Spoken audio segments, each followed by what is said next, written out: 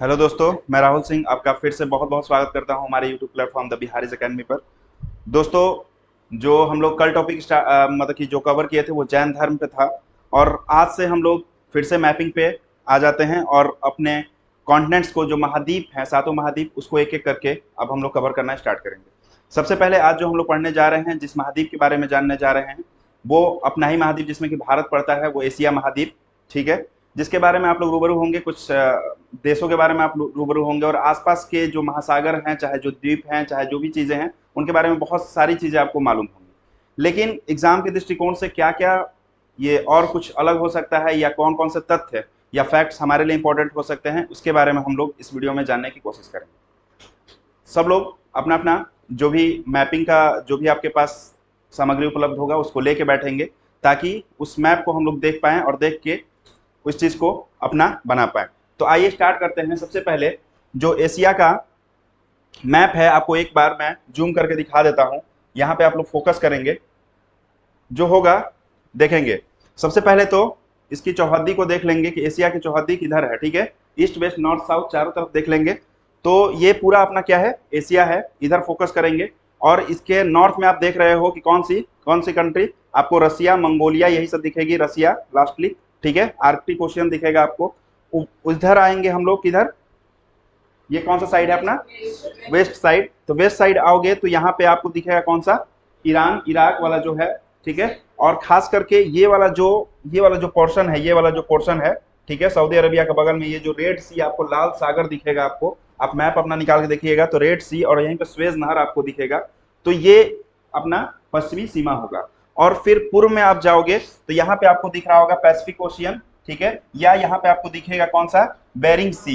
ठीक है, बेरिंग सी दिखेगा, मतलब बेरिंग जो जल संधि है वो आपको दिखेगा, बेरिंग संधि दिखेगा यहाँ पे। और इधर आप आते हो किधर, साउथ में, तो आपको दिखेगा यहाँ पे साउथ, जो एशियन आसियान कंट्री जिसको बोलते हैं, इंडोनेशिया और मलेशिया और सारी चीजें यहाँ पे आपको ये दिखेंगी। ठीक है, तो ऊपर में रसिया की ओर जाएंगे, नीचे में आएंगे तो इंडोनेशिया की ओर, और इधर आएंगे तो सऊदी अरबिया ईरान की ओर, और उधर जाएंगे तो जापान के साइड में जाके हम लोग एशिया को क्या करेंगे, खत्म करेंगे। अब ये आपके दिमाग में हमेशा रहना चाहिए कि इसी के बीच की हम लोग बात करेंगे। जो भी पर्वतमालाएं, जो भी पठार, जो भी नदी, ठीक है, जो भी किसी भी चीज की बात करेंगे तो इन्हीं के बारे में बात होगी। अब देखते हैं ध्यान से कि एशिया जो शब्द है, सबसे पहले तो हिब्रू भाषा। ठीक है, हिब्रू भाषा एक है, और उसी के आंसू, है ना, आंसू से हुई है, जिसका शाब्दिक अर्थ होता है क्या, उदित सूर्य। ऐसा क्यों कहा जाता है उदित सूर्य एशिया को, उगता हुआ सूरज? सबसे पहले उगता कहां पर, जापान में। ठीक है, तो जापान में क्योंकि हमेशा सूरज कहां से उगता है, पूरब से। और जापान किधर पड़ रहा है आपका, इधर, जापान पूरब में है। ठीक है, ईस्ट वेस्ट नॉर्थ साउथ सब समझ में आता है। तो ईस्ट में जो है जापान है अपने, और जापान में सबसे पहले क्या है, एशिया में सूरज उगता है। तो इसीलिए क्या बोलते हैं एशिया को, हाँ, उगते सूरज का देश या उदित उदित सूर्य। ठीक है, अब क्षेत्रफल और जनसंख्या की दृष्टि से बहुत इजी क्वेश्चन है, और हम लोग सब लोग को याद है कि क्षेत्रफल की दृष्टि से सबसे बड़ा महाद्वीप कौन सा, एशिया। और जनसंख्या की दृष्टि से भी कौन है, एशिया ही है। ठीक है, क्योंकि यहाँ पे दो जो देश हैं टॉप में, चाइना और इंडिया, वो सबसे आगे है जनसंख्या में। और आप क्षेत्रफल के हिसाब से भी आप देख सकते हो कितना बड़ा है ना। तो इससे भी मालूम हो जाता है कितना बड़ा महाद्वीप होगा। अब देखिए, जो बात है कि कुल जनसंख्या का 2/5 भाग जो है हम लोग का क्या, कहाँ पाया जाता है, एशिया में। अक्षांशीय विस्तार की बात करेंगे, मतलब कि लैटिट्यूड की बात करेंगे हम लोग। ठीक है, तो अक्षांश और देशांतर में कोई कंफ्यूजन है नहीं। ठीक है, तो अक्षांशीय विस्तार की जहां तक बात करते हैं, बोलता है कि 10 डिग्री दक्षिणी अक्षांश से, समझ रहे हो, मतलब कि ये अपना, जो हमेशा मैं बार बार बताता हूं कि ये वाला जो चीज है पृथ्वी, और यहाँ पे 0 डिग्री, ठीक है, इसके ऊपर जाओगे तो नॉर्थ है, इसके नीचे जाओगे तो साउथ है। ये विषुवत रेखा से हम लोग जब 10 डिग्री के आसपास पहुंचते हैं, तो यहां से स्टार्ट होता है अपना क्या, एशिया। ठीक है, और एशिया यहां से स्टार्ट होकर और कहां पहुंचता है, 80 डिग्री उत्तरी अक्षांश के बीच। मतलब समझ लो कि करीब करीब कहां तक, ये आपका पोल हुआ, तो ये यहां तक करीब करीब पहुंचता है। मतलब कि ये इतना भाग में क्या है, अपना पूरा एशिया फैला हुआ है। क्योंकि हम लोग जानते हैं कि 90 डिग्री पे कौन सा हो जाता है, क्या हो जाता है, उत्तरी ध्रुव। ठीक है, नॉर्थ पोल हो जाता है। तो 80 डिग्री के आसपास क्या है, अपना पूरा एशिया फैला पड़ा है। तो 10 डिग्री दक्षिणी अक्षांश से 80 डिग्री उत्तरी अक्षांश तक। ओके, देशांतर की बात करेंगे तो इसका पूरे पश्चिम विस्तार, ठीक है, 25 डिग्री पूर्वी देशांतर, समझ रहे हो, पूर्वी देशांतर से 170 डिग्री पश्चिमी देशांतर तक। अब समझ लो ये चीज, क्योंकि दुनिया गोल है ना, पृथ्वी जो है गोल है, तो बोलता है क्या कि 25 डिग्री पूर्वी देशांतर से, तो मतलब कि जो आपका यहां से अगर हम बात करें टर्की के इधर आओगे आप तो ग्रीनविच आपको पता है, ग्रीनविच कहां पर, कौन से देश से, इंग्लैंड से, लंदन से, ठीक है, और उसके आप कहां पहुंचते हो 25 डिग्री पूर्व से, ठीक है, 25 डिग्री पूर्व से, और पूरा जब गोल घुमाते हो इसको 360 पे तो कहां जाके खत्म होता है 170 डिग्री पश्चिमी पे, है ना, एशिया पूरा अपना खत्म होता है। अब 3D होता तो मैं यहाँ पे दिखा सकता था, लेकिन आप इसको जानते हैं, इमेजिन करते हैं कि गोल जो पृथ्वी है ये ऐसे नहीं है, ये क्या है, पूरी गोल है, और 25 डिग्री पूर्वी से क्या खत्म होके और पश्चिमी पे क्या होता है, खत्म होता है। अब ये बताइए, मैंने पहले ही बताया है, जब मानक रेखा की बात होती है, GMT की बात होती है, ग्रीनविच मेरिडियन टाइम की बात होती है ना, तो पूर्व की ओर जाते हैं तो क्या समय बढ़ता है या घटता है, समय आगे चलता है, ठीक है। कितने डिग्री पे 1 घंटा, 15 डिग्री पे एक 15 पे, ठीक है, तभी जो भारत का है 5.5 घंटा आगे है ना, कितना है ग्रीन GMT भारत का, 5.5 घंटा है, कितना है देशांतरीय विस्तार, देशांतर कितना है 82.5 डिग्री पे, तो वहां से जोड़िए ना आप, 0 से लेके और 82.5 तक जोड़िए, 15×5 = 75 हो गया, और उसके बाद 7.5 कितना हुआ 82.5, तबे ना होता है कितना 5.5 घंटा आगे, ठीक है ना। तो 15 डिग्री पे 1 घंटा क्या होता है अपना, बढ़ता है, तो पूर्व की ओर जाने पर बढ़ता है, पश्चिम की ओर जाने पर घटता है। ये सब कॉन्सेप्ट हैं, अगर क्वेश्चन आता है वही सब क्वेश्चन मैंने जो पहले प्रैक्टिस करा चुका हूँ कि यहाँ से आप वहां पे जा रहे हो, ठीक है, तो कितना होगा, घटेगा बढ़ेगा, कितना टाइम हो रहा होगा, ये सब क्वेश्चन आएगा, तो इसमें कंफ्यूज नहीं होने का है। चलिए, अक्षांशीय और देशांतरीय विस्तार मतलब लैटिट्यूड और लॉन्गिट्यूड दोनों हम लोग देख चुके हैं, ओके। तो याद रहेगा 10 डिग्री से कितना 80, और इधर 25 डिग्री पूर्वी से 170 पश्चिम, ठीक है। भारत का भी एक बार आप लोग रिकैप कर लीजिएगा अपने दिमाग में, 8 to 6, और देशांतरीय हाँ 68 से 97, ठीक है, 2 तरह की चीजें। अब देखिए उत्तरी निम्न भूमियों की बात करते हैं, सबसे पहले अब एक एक करके हम लोग देखेंगे, और सबसे पहले ऊपर उत्तरी की बात हो रही है तो मतलब उत्तर की ओर ले जाएंगे अपने दिमाग को, मतलब किधर, रसिया की ओर, ठीक है। रसिया की ओर जैसे ही जाते हो कि ये पश्चिम में यूराल पर्वत, ये जो आपका है, ये जो अपना साइबेरियन चलता है पूरा रसिया, मतलब एशिया के उत्तर में आप जैसे ही चढ़े, ठीक है, और रसिया पड़ता है, और रसिया के पश्चिम में जाओगे तो अपना एक दिख रहा है आपको, एकदम सामने दिख रहा है, कौन सा, यूराल माउंटेन, ठीक है, और इसके बगल में ये कौन सा है कॉन्टिनेंट, यूरोप है, ठीक है। तो यह भी क्वेश्चन आता है कि यूराल मतलब कि चाहे मतलब कि पश्चिम बल्कि एशिया को और यूरोप को कौन सा माउंटेन अलग करता है, तो कौन सा, यूराल माउंटेन। तो ये क्वेश्चन आता है कि ये पश्चिम में यूराल पर्वत तथा पूर्व में लीना नदी, ठीक है, पूर्व में कौन सी, ये लीना रिवर दिख रही होगी आपको, ये सिर्फ उत्तर निम्न भूमि की बात हो रही है, मतलब कि रसिया की बात हो रही है, और रसिया के पश्चिम में क्या पड़ता है, यूराल माउंटेन, और लीना रिवर कहाँ पर है, पूरब में, ठीक है। ज्यादा हो रहा है नहीं, रोमांस आ रहा है क्या,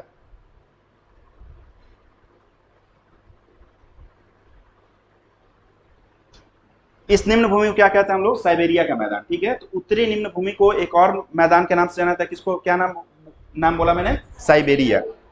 मैंने बोला था एक क्वेश्चन की साइबेरियन ये कहा जाता है भारत में भी, याद है कुछ, जब क्या पढ़ा रहा था, अंडमान निकोबार पढ़ा रहा था, तो किसको बोला था साइबेरिया मैंने, हाँ, वहां का जो कौन सा जेल था, सेलुलर जो जेल था उसी को मैंने क्या कहा था, साइबेरिया, ठीक है ना, क्योंकि एकदम पठार टाइप से भूमि है और एकदम बंजर टाइप से, है ना, तो इसलिए इसको क्या बोलते हैं, साइबेरिया का मैदान कहते हैं। संसार की सबसे गहरी झील जो है बैकाल झील, ये याद रखना है, और साइबेरिया में स्थित है, मतलब कि इसी जगह पे आप देखोगे, इसी में कहीं आपको दिखेगा क्या, बैकाल झील, ठीक है।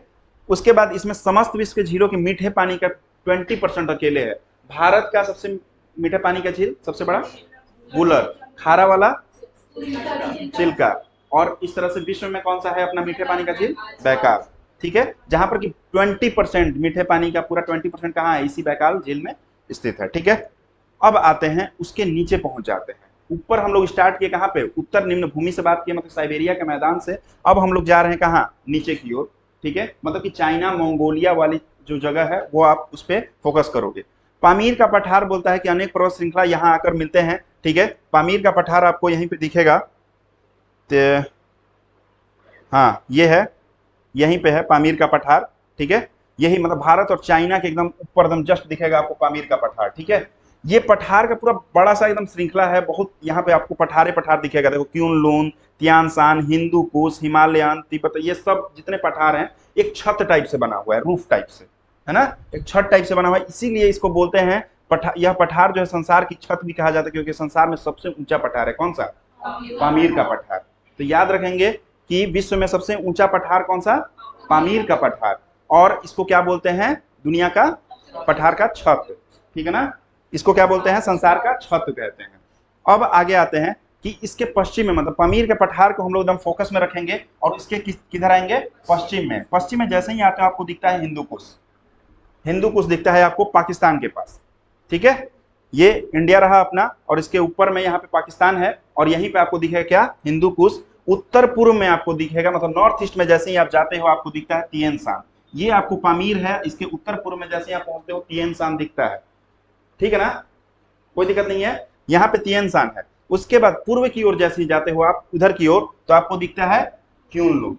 कौन सा? क्यून लून। उसके बाद दक्षिण पूर्व की ओर आते हो। ठीक है, दक्षिण पूर्व की ओर आते हो तो कौन सा मिलता है आपको?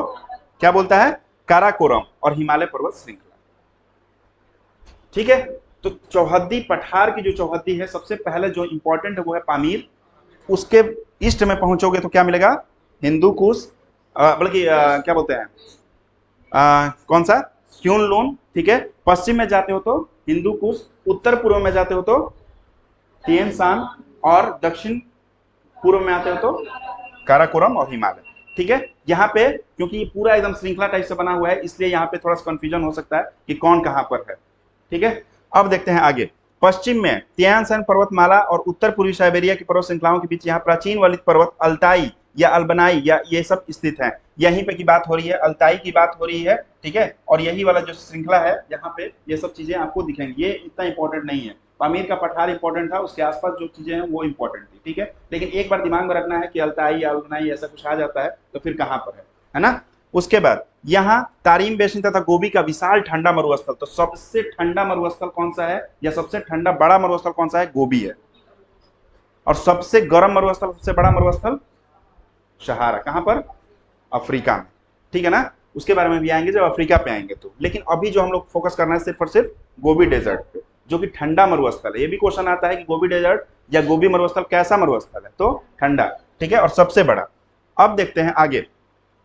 आगे हम लोग दक्षिण पठार की ओर, द्वीप समूह या महान नदी घाटी, जो नदियां चल रही, क्योंकि ऊपर तो नदियां तुमको ज्यादा मिलेंगी नहीं, क्योंकि ये सब पूरा इलाका क्या है? एकदम पूरा बर्फीला भी है और ऊपर से पूरा पठार वठार है। ठीक है, तो उतनी बहुत ज्यादा नदियां आपको बहती हुई नहीं दिखेंगी, है ना। तो यहाँ पे अब देखते हैं कि पर्वत और पठार के बीच में जो अभी चल रहा था अपना, पर्वत और पठार के बीच में कुछ नदियां जो बहती हैं, उसमें नाम है दजला फरात का, सिंधु, गंगा, ब्रह्मपुत्र जो कि इंडिया की है, आयरवादी या इरावदी, मेकिंग, सिक्यांग और चांगजियांग हवा, पता है हम लोग को, चाइना की तरफ। ठीक है, इधर बहती हैं। अब पठारों में कुछ महत्वपूर्ण पठार, जिसमें अरब का पठार आपको दिखेगा। अरब का पठार किधर होगा? यहाँ पे आपको दिखेगा, पूर्व में होगा अरब का पठार। अरब पश्चिम में ना है, एशिया के पश्चिम में आओगे तब ना अरब, ईरान, सऊदी अरबिया सब आपको दिखता है। ठीक है, तो अरब का पठार। भारत का दक्षिणी पठार, हम लोग जानते हैं भारत के दक्षिणी पठार के बारे में हम लोग पढ़ चुके हैं। और यूनान के पठार की बात करता है। यूनान का पठार पता है? यूनान को क्या कहते हैं, मतलब कि इंग्लिश में, चाहे पहले यूनान भी बहुत फेमस था ना, क्योंकि वहीं से जितने भी महान दार्शनिक, महान जो ये हैं थॉट थिंकर्स हैं, वो निकले हुए हैं, चाहे प्लेटो हो, चाहे अरस्तु हो, चाहे सुक्रेट्स हो, है ना, यूनान। ठीक है, तो ये यूनान है कहाँ पर? यूरोप में है। ठीक है, यहाँ पे मतलब कि करीब करीब यहीं पे है ना यूनान। और अभी जो उसका नाम है, उसका क्या नाम है? ग्रीस। ग्रीस जो देखोगे देश तो वही यूनान है ना। चलिए, तो वही की बात हो रही है। कुछ द्वीप समूह में जिसमें 3 प्रमुख द्वीप समूह है। हिंदेशिया, ठीक है, हिंदेशिया कौन सा हो गया? हाँ, तो हिंद और एशिया वाला कहाँ से कहाँ, ये कहाँ पे इस क्षेत्र में है? यहाँ पे बात हो जाएगी, मतलब कि इसके एकदम जस्ट सटा हुआ, जो म्यांमार से सटा हुआ है वो हिंदेशिया है, ठीक है। यहीं पे द्वीप समूह जो है यहाँ पे, और नीचे आओगे तो फिलीपींस है, और नीचे आओगे तो, सबसे नीचे आओगे तो, और एक क्या बोल रहा है? जापान की बात कर रहा है, मतलब इधर की बात कर रहा है, ठीक है। ये 3 द्वीप समूह की बात होती है। कौन से? हिंदेशिया, फिलीपींस और जापान। वैसे बहुत सारे द्वीप समूह हैं। अब जलवायु की बात कर लेते हैं। क्लाइमेट कैसा है एशिया में, ठीक है, क्योंकि अक्षांशीय विस्तार हम लोग देख चुके हैं, पर्वत पठार सब कुछ है, नदियां भी हैं, तो ऑब्वियस सी बात है कि क्या होगा? वैरी करेगा, अलग अलग हर जगह ये होगा। लेकिन उत्तर पूर्वी साइबेरिया की बात करता है, बर्फोयास की बात करता है, यहाँ पर इस इलाके की बात करता है, और बोलता है कि उत्तरी गोलार्ध का सबसे ठंडा स्थान है। ध्यान रखेंगे कौन सा? बर्फोयांस। कहां पर है? साइबेरिया के मैदान में या उत्तर पूर्वी उसके क्षेत्र में। भारत के जानते हैं कि मेघालय राज्य का माशिन राम, ठीक है, पहले चेराम पूंजी था, अब क्या है? मोशिन राम है। विश्व का सबसे अधिक वर्षा प्राप्त करने वाला स्थान है। इसको बताने की जरूरत हमें नहीं है, मैपिंग में भी बताने की जरूरत नहीं है। अब बताइए कि मेघालय में 3 पहाड़ हैं, उसको पूरब से पश्चिम की ओर सजाइए, पूरब से पश्चिम की ओर।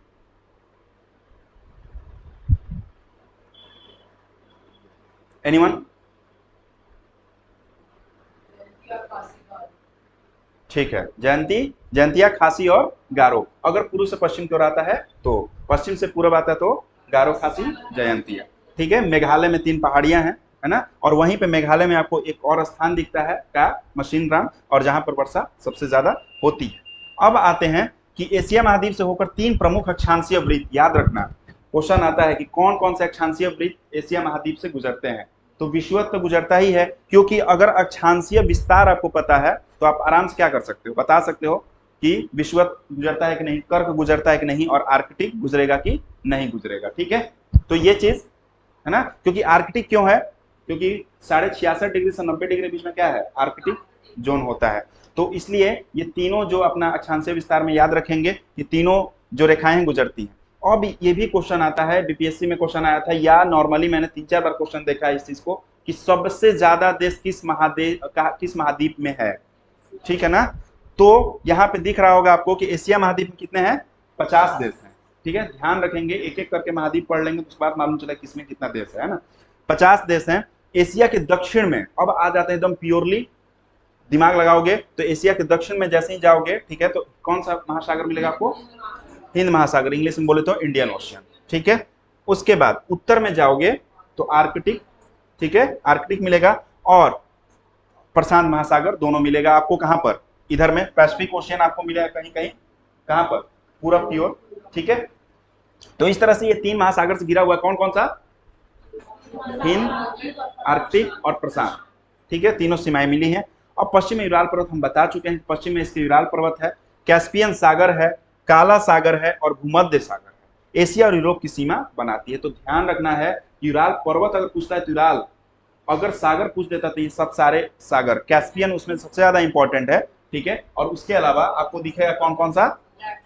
ब्लैक सी और भूमध्य सागर। कहाँ पे दिखेगा आपको? जैसे ही आप आते हो यहाँ पे, ठीक है, ये बहुत ज्यादा स्पष्ट नहीं है फिगर, लेकिन मैं अंदाजन आपको बताता हूँ। ये ब्लैक सी है आपका, ठीक है, ये आपको टर्की पड़ता है, ये यहाँ पर टर्की पड़ता है, ये ब्लैक सी है, ये मेडिटेरियन सी है, भूमध्य सागर, ठीक है, ये भूमध्य सागर है, ये काला सागर है, और इन दोनों के बीच में एक देश है जो मैं बार बार बोलता हूँ, तुर्की, ठीक है, टर्की है। और एक और क्या बताया इसने? कैस्पियन ना, कैस्पियन बताया, हाँ कैस्पियन बताया। तो कैस्पियन भी यहीं पे आपको दिखेगा, बहुत ध्यान से देखोगे तो यहीं पे छोटा सा सागर है, ठीक है। तो इस तरह से 3 सागर की बात की हमने, कैस्पियन की, भूमध्य की और काला, तीनों क्या बना रहे हैं? पश्चिमी सीमा। और एक पर्वत का नाम लिया मैंने, कौन सा? यूराल पर्वत। तो इन चारों चीजों को आपको दिमाग में रखना कहां पर है, ठीक है। उसके बाद लाल सागर और स्वेज नहर एशिया को अफ्रीका से अलग करता है। मैं पहले ही इसका जिक्र कर चुका हूं और बार बार बताने की जरूरत है नहीं कि यहाँ पे एशिया खत्म होता है। ये आपको रेड सी दिख रहा होगा, यहाँ पे ये लाल सागर है, और यहीं पे स्वेज कैनाल, स्वेज नहर है, ठीक है। हॉर्न ऑफ अफ्रीका यहाँ पे आपको दिखेगा, यहीं से आपको पूछती हैं, है ना। और यहीं पे आपको एक देश दिखेगा जिसका नाम है सोमालिया, ठीक है। और सोमालिया को कहते हैं डाकुओं का देश, क्योंकि यहीं पे ये लोग जहाज लूटते हैं, ठीक है ना। कभी कभी, अब तो मतलब कम हो गया है, लेकिन फिर भी यहाँ पे दिक्कत होती है। अब देखिए, तो याद रखिए लाल सागर और स्वेज नहर, अगर क्वेश्चन पूछता है कौन सा नहर तो स्वेज नहर, अगर पूछता है सागर तो लाल सागर, अफ्रीका से, ठीक है। अब देखते हैं आगे कि बेरिंग जल संधि एशिया को उत्तरी अमेरिका से अलग करती है। अब जल संधि क्या कहलाता है कि दो सागरों को क्या करे, मिलाए, एक ऐसा संधि, एक ऐसी जगह जहां पर कि दो सागर क्या हो, आपस में मिले। तो जल संधि क्या होता है कि एशिया को उत्तरी अमेरिका से अलग करता है, मतलब कि यहाँ पे आपको दिखेगा कहीं बेरिंग जल संधि, इसमें नहीं है ना, इसमें नहीं है, इसमें शायद होगा, हाँ यहाँ पे दिख रहा होगा बेरिंग सी, ठीक है, बेरिंग सागर। और ये क्या हुआ अपना, एशिया हुआ, ठीक है। और ये क्या हुआ अपना, उत्तरी अमेरिका। तो ये दोनों को क्या कर रहा है, बेरिंग सी अलग कर रहा है, ठीक है। तो यहीं पे, क्योंकि दुनिया गोल है ना, ये एकदम नजदीक है, ऐसा मत सोचना कि बहुत ज्यादा दूर है हम लोग।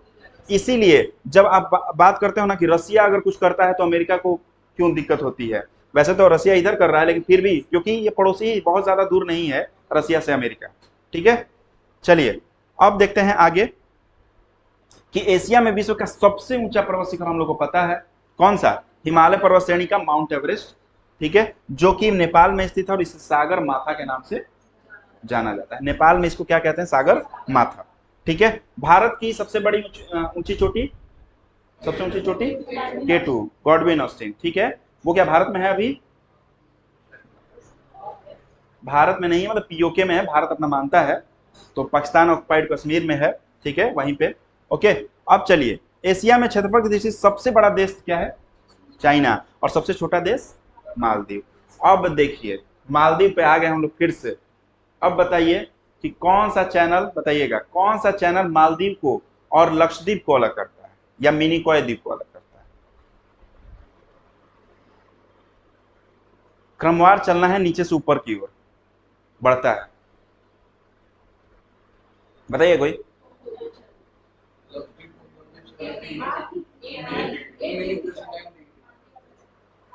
8 डिग्री चैनल, ठीक है। इतना बताने के बाद भी ऐसा है, हमको लग रहा है कि हम इसको जिक्र हमको लग रहा है 10 बार किए होंगे, ठीक है ना। चलिए, 8 डिग्री चैनल अलग करता है किसको, मालदीव को और अपने लक्षद्वीप को। तो भारत, अगर क्वेश्चन ये भी आता है कि भारत और मालदीव को कौन सा चैनल अलग करता है, तो 8 डिग्री ही बोलेंगे, ठीक है। या क्वेश्चन आता है कि लक्षद्वीप और मालदीव को कौन अलग करता है, तो 8 डिग्री ही। अगर क्वेश्चन आता है कि मिनिकॉय द्वीप और मालदीव को अलग कौन करता है, तो 8 डिग्री ही, ठीक है ना। क्वेश्चन घुमा सकता है, लेकिन हम लोग अपने स्थिर रहेंगे अगर याद रहे तो, ठीक है। तो बात करेंगे कि एशिया में विश्व का सर्वाधिक जनसंख्या घनत्व वाला देश कौन सा है, सिंगापुर, ठीक है। सिंगापुर छिपा हुआ नहीं है, यहाँ पे नीचे आपको दिखेगा सिंगापुर, ठीक है, यहाँ पे सिंगापुर दिखेगा, यहाँ पे आओगे तो, ठीक है। अब यहाँ पे आगे बात करते हैं कि एशिया के स्थल रुद्ध देश। अब स्थल रुद्ध देश किसे कहते हैं, जो कि सिर्फ और सिर्फ स्थल सीमाएं बनी बनी हुई है, समुद्री सीमा हो ही ना, चारों तरफ से स्थल से क्या हो, घिरा हुआ। नेपाल कैसी कंट्री है, हाँ लैंड लॉक, ठीक है। तो उसी की बात करेंगे। क्वेश्चन हमेशा आ रहा है अब कि कौन सा स्थल रुद्ध देश नहीं है या है, ठीक है। तो आता है कि काजाकिस्तान, ठीक है। अब यहाँ पे काजाकिस्तान तो दिख नहीं रहा है हम लोगों को, लेकिन यहाँ पे दिखेगा आपको, यहाँ पे आपको दिखेगा कजाकिस्तान, ठीक है। उसके बाद अफगानिस्तान दिखेगा, कजाकिस्तान दिखेगा, वहीं पे सब कौन सी हैं, कौन से मध्य एशिया की कंट्री हैं और लैंडलॉक कंट्रीज हैं, ठीक है। वहीं पे ध्यान देंगे कि कजाकिस्तान है, अफगानिस्तान है, मंगोलिया कहाँ है, चाइना के बगल में मंगोलिया, ठीक है। और नेपाल तो आप लोग को पता है, भूटान भी सब लोग को पता है, ठीक है। तुर्कमेनिस्तान पता है, वही सेंट्रल एशिया कंट्री है। उज्बेकिस्तान पता है, किर्गिस्तान पता है, ताजिकिस्तान पता है, सब सेंट्रल एशिया कंट्री, मध्य एशिया में पहुंचोगे और सब दिखेगा वहीं पे, गिजर मिजर यहीं पे दिखेगा तुमको, ठीक है ना। कहाँ गया जी, हाँ इधर, ये सब यहीं पे आपको दिखेगा, इतने में ही, ठीक है ना। यहाँ पे ध्यान से देख लोगे। और इसके सबसे खास बात है कि इसका जो राजधानी है ये भी पूछ देता है, यहाँ से क्वेश्चन रहता है, इसकी राजधानी और इन देशों को तुम क्या कर लोगे, एक बार देखोगे। अब देखो, बोलता है कि लाओस, लाओस कहाँ है ना, हो सेंट्रल में नहीं है, कहाँ है, म्यांमार के नीचे, जैसे ही आते हो म्यांमार के नीचे यहाँ पे आपको क्या दिखता है, यहाँ पे लाओस, ठीक है, लाओस दिखेगा, थाईलैंड दिखेगा, कंबोडिया, यहीं पे सारी चीज देखेंगे आपको, है ना। और इसी को हम क्या बोलते हैं, अभी देखो बोलता है आगे कि हाँ, स्थलरुद्ध देशों में कजाकिस्तान सबसे बड़ा देश है, ठीक है, जबकि मंगोलिया दूसरा सबसे बड़ा स्थलरुद्ध देश है। तो पहला कौन सा है, कजाकिस्तान है। एशिया में सबसे लंबी नदी कौन सी है, यांसी। भारत की सबसे लंबी नदी कौन कौन से राज्य से गुजरती है, गंगा नदी, वेरी गुड, बंगाल, उत्तर प्रदेश, उत्तराखंड और बिहार, ठीक है। झारखंड अगर ऑप्शन है तो मत मार देना, ठीक है। चलिए, एशिया में फिलीपींस द्वीप समूह के पास विश्व का सबसे गहरा सागर गर्त, मतलब कि जो इसकी बात होती है, गर्त जो बनाती है नदियां चाहे मतलब सागर, उसमें सबसे बड़ा गर्त कौन सा है, मेरियाना गर्त, ठीक है। कहाँ है, प्रशांत महासागर में, ठीक है। प्रशांत महासागर आपको दिख रहा होगा और यहीं पे आपको दिखेगा कौन सा गर्त, मेरियाना गर्त, ठीक है। अब देखिए, विश्व की सबसे बड़ी झील कैस्पियन सागर है, ठीक है, और एशिया महाद्वीप में स्थित है। और विश्व में सबसे बड़ी मीठी पानी की झील, फोकस ऑन माय क्वेश्चन, विश्व में बोला मैंने तो बैकाल, ठीक है। और सबसे बड़ी झील वैसे कैस्पियन सागर। विश्व की सबसे गहरी झील बैकाल झील हो ही गया, ठीक है। अब आगे बढ़ते हैं, एशिया में विश्व की सबसे अधिक ऊंचाई पर स्थित खारे पानी की झील कौन सी है, टैंगिंग झील, लद्दाख व तिब्बत में स्थित है। अब यहीं पे होगा कहीं, यहाँ पे आसपास यहीं पे टैंगिंग झील होगा, जो कि क्या बोल रहा है कि सबसे अधिक ऊंचाई पर। तो झील में आप याद रखोगे सबसे गहरा, ठीक है, सबसे गहरी झील कौन सी, बैकाल। सबसे मीठी पानी की झील विश्व में, हाँ, गर्त कौन सबसे बड़ा, मेरियाना गर्त, कहां पर, प्रशांत महासागर में।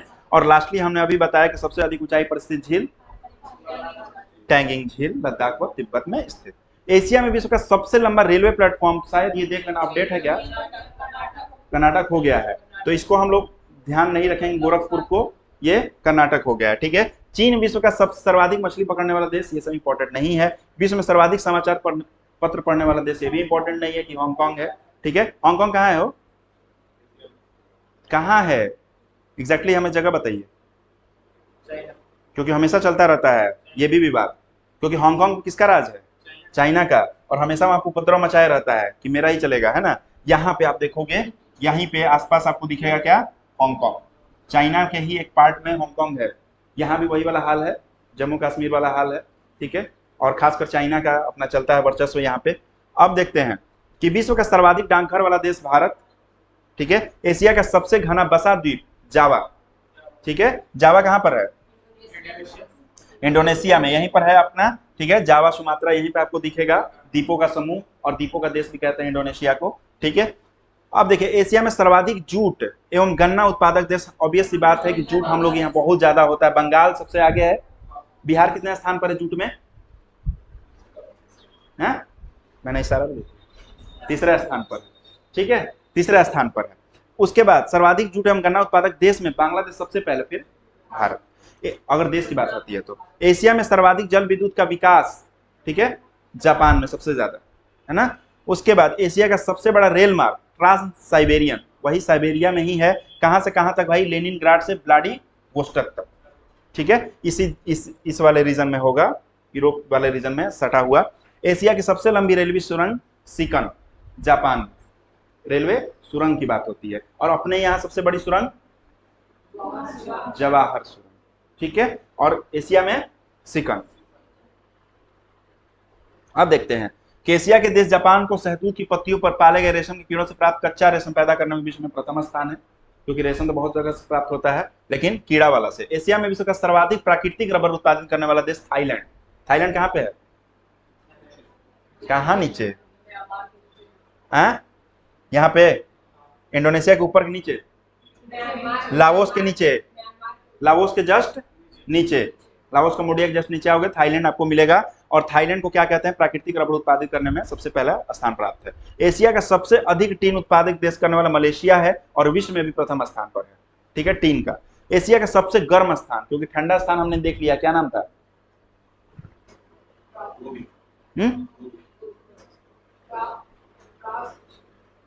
बरखोयास्क, साइबेरिया में, है ना। और सबसे गर्म स्थल कौन सा? मोहनजोदाड़ो। कहाँ पर? पाकिस्तान में। ध्यान देना, अक्षांशीय विस्तार पे ध्यान दोगे तो अपने आप मालूम हो जाएगा, ठीक है ना, कि पाकिस्तान कहाँ पर है और सबसे ज्यादा गर्म स्थल वहीं पे मोहनजोदाड़ो, ठीक है।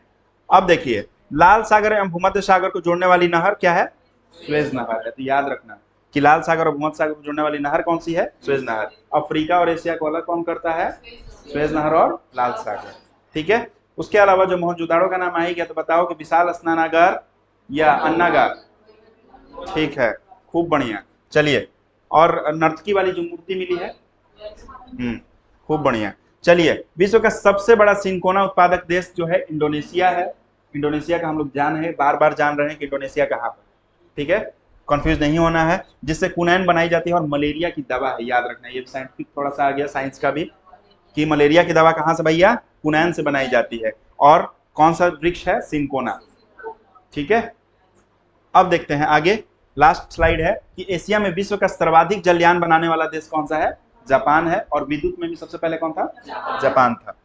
आर्कटिक, ऊपर चले गए, प्रशांत महासागर को जोड़ने वाला जलड मरुद्ध, मतलब कि जल जो संधि हम बोल रहे थे उसका बात होता है। तो यहाँ पे कौन अलग कौन साथ में है? बेरिंग, वहीं पे है बेरिंग, यहीं पे बेरिंग है। और यहीं पे पैसिफिक ओशन है, आपको आर्कटिक ओशन यहीं पे दिखेगा ऊपर में, ठीक है। इन दोनों को कौन जोड़ेगा? बेरिंग।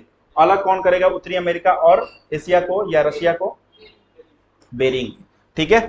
तो वही है जलड मरुद्ध, अलास्का व कमचटका प्रायद्वीप है, उसी के बीच में ये है ना। तो ये भी क्वेश्चन आ सकता है किस प्रायद्वीप के बीच में है? तो अलास्का और कामचटका।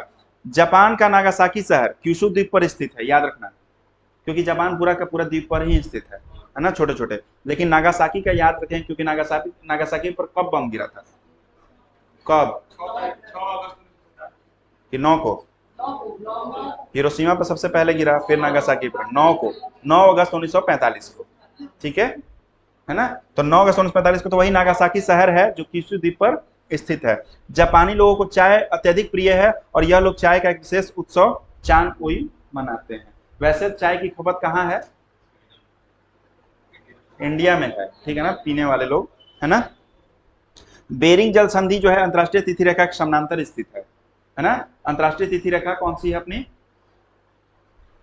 अरे वही जीएमटी की बात हो रही है, उसके समानांतर ही स्थित है कौन सी? बेरिंग जल संधि। स्वर्णिम त्रिभुज, हाँ यही हम बात कर रहे थे कि स्वर्णिम त्रिभुज किसको कहते हैं? लाओस, थाईलैंड और म्यांमार को। तो यही है अपना इलाका, लाओस, थाईलैंड और म्यांमार। इसको बोलते हैं क्या? गोल्डन ट्रायंगल, स्वर्णिम त्रिभुज, ठीक है। तो जितना फैक्ट था एशिया से रिलेटेड, ठीक है ना, सबसे ऊंचा पर्वत शिखर, सबसे गहरी झील, सबसे गहरा गर्त, सब कुछ ऑलरेडी सब कुछ इसमें कवर हो चुका है। अब कुछ चीजें अगर बची होंगी तो बची होंगी, नहीं तो हमने ज्यादातर चीजें कवर करनी है। तो इस तरह से हमने पहले अपने इस पार्ट में अपने एशिया महाद्वीप को हमने कवर किया है। अब अगला जो पार्ट होगा हो सकता है कि अफ्रीका पर आए, चाहे यूरोप पर, जिस पे भी मैं कल लेके आऊंगा। तब तक के लिए आप लोग पढ़ते रहिए, मस्त रहिए।